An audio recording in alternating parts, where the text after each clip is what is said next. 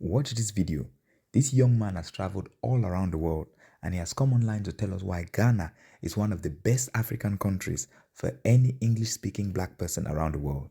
Now let's get into the video and let me hear your thoughts. Let's talk about Accra, Ghana. Now, I don't know how long this video is going to be, but it's going to be as long as God needs it to be because we need to talk about some things.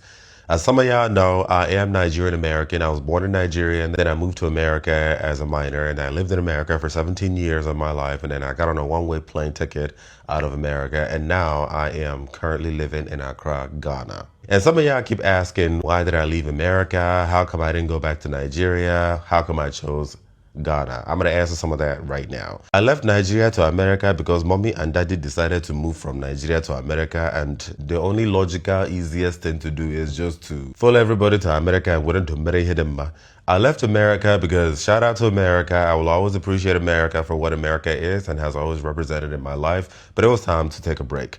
So I'm taking a break from America. I don't know if I'll move back to America, but as of right now, I am taking a break. I deliberately and specifically chose to skip Nigeria because my people are not serious. Nigeria is a very unserious country. The people are very unserious, and we thank God. However, I chose Ghana for a lot of different reasons. One of the reasons is because of the peace. Ghana is a very peaceful place. The people are very peaceful, they're mellow, they're like, shout out to Ghanaians. When I tell you, man, I don't feel any type of hostility or crazy animosity, like being around Ghanaians. Yes, human is human. There are batshit crazy people here too, just like everywhere else. But like, compared to the things that I've seen in my life, traveling within Nigeria, living in America, shout out to Ghanaians, Chad. So the peace is very attractive. But before I settled in Ghana, I traveled a lot. I traveled around a lot.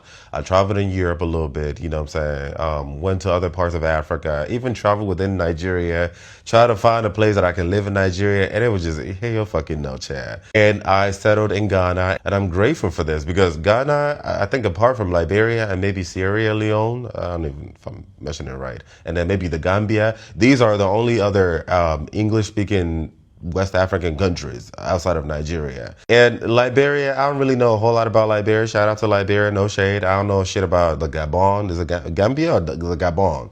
I don't know anything about them. But Ghana and Nigeria, they seem to have this type of relationship. Everybody knows about Nigeria. Everybody knows about Ghana. They're sort of like brothers, cousins, so it was just much easier for me to just, if you know Nigeria, girl, you'd be fine in Ghana. So it was just easier for me to just come down to Ghana. And I've also been to Ghana before. And Ghana is an English-speaking country. There's a lot of American expats here. So it was just easier for me to just, settle in Ghana. And there are a couple of great